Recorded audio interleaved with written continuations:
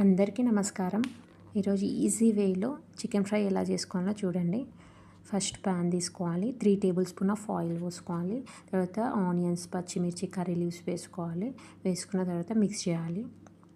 Mix చేసిన తర్వాత అవి కొంచెం ఫ్రై అయిన తర్వాత మనం ఎంతైతే చికెన్ తీసుకుంటామో అది వేసుకోవాలి. నేను 1/2 kg తీసుకున్నాను చికెన్ 1/2 kg తీసుకుని దాంట్లో వేసుకొని మళ్ళీ ఆయిల్ అవన్నీ చికెన్కి పట్టేటట్టు మిక్స్ చేసుకోవాలి. నీట్గా మిక్స్ చేసుకోవాలి. మనం ఎంత నిదానంగా చేసుకుంటే కర్రీస్ అంత టేస్ట్ ఉంటాయి. లిడ్ పెట్టుకోవాలి. లిడ్ ఒక 5 minutes పెట్టి తీసేసి అల్లం వెల్లుల్లి పేస్ట్ వేసుకోవాలి. అది ఇంట్లో నూరుకున్నదే వేసుకోవాలి. తర్వాత జీలకర్ర పొడి వేసుకోవాలి. అది కూడా నేను ఇంట్లో చేసుకున్నదే. తర్వాత ధనియాల పొడి వేయాలి.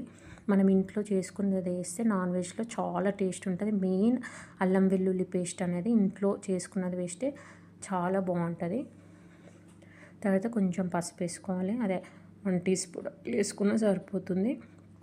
తర్వాత తగినంత కారం, నేనైతే 1 spoon వేసిన. మామూలుగా అయితే 1.5 2 spoons అయితే చాలా బాగుంటుంది. నాకు ఇంట్లో చిన్న పిల్లలు ఉన్నారు, అందుకోసమని ఇంకా స్పైస్ కొంచెం తినరు వాళ్ళు. 1 spoon వేసుకున్న తర్వాత సాల్ట్ వేసుకోవాలి, తగినంత టేస్ట్ సరిపడ సాల్ట్. తర్వాత కారం, ఉప్పు, అల్లం వెల్లిగడ్డ పేస్ట్, ఇవన్నీ మసాలాస్ చికెన్కి మంచిగా పట్టియాలి. పీసెస్కి మంచిగా నీట్గా కలుపుకోవడం కూడా మనం చాలా నీట్గా కలుపుకోవాలి. ఇలా ఒక్కసారి ట్రై చేసి చూడండి, చాలా చాలా బాగుంటుంది. నా ఛానల్ని సబ్స్క్రైబ్ చేసుకొని లైక్ చేయండి, షేర్ చేయండి.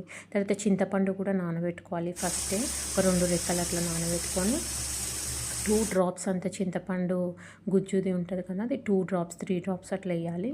ఎక్కువ కూడా వేయొద్దు. తర్వాత కొంచెం మిరియాల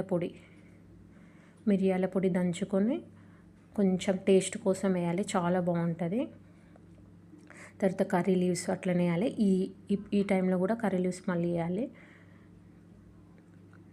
తర్వాత మళ్ళీ మంచిగా మిక్స్ చేసుకోవాలి. మిరియాల పొడి, చింతపండు అదంతా కలవాలి ముక్కకి మంచిగా పట్టిన తర్వాత